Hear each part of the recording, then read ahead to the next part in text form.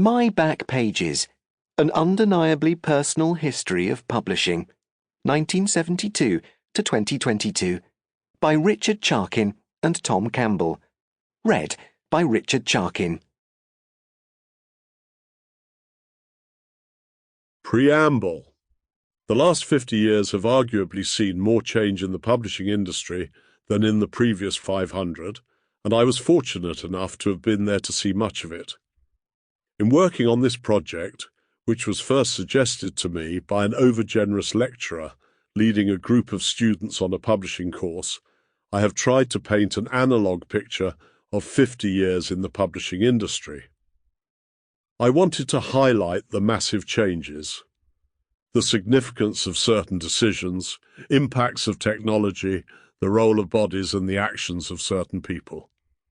Many people have worked in publishing for their entire working lives, and so I'm hardly unusual in that regard. But if there has been anything distinctive about my career, then it is in the range of things I have done and seen, and people I have worked with.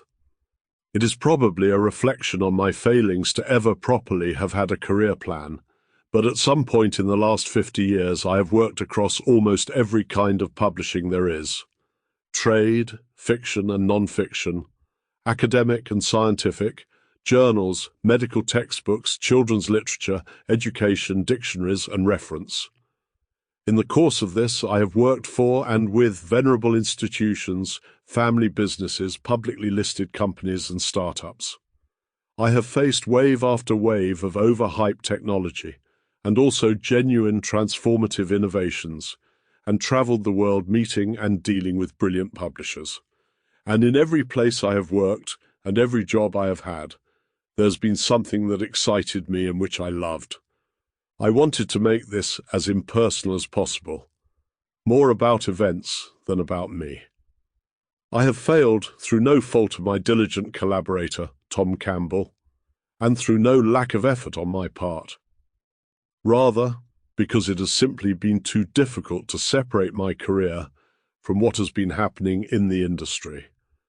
If I attempted to be entirely objective, then the project would swell, as so many publishing histories have, to an enormous length and take longer than the years I have left to complete.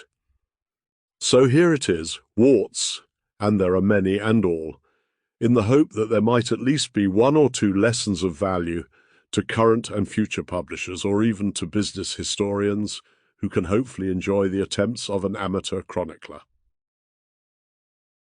Chapter 1. Sample complete. Ready to continue?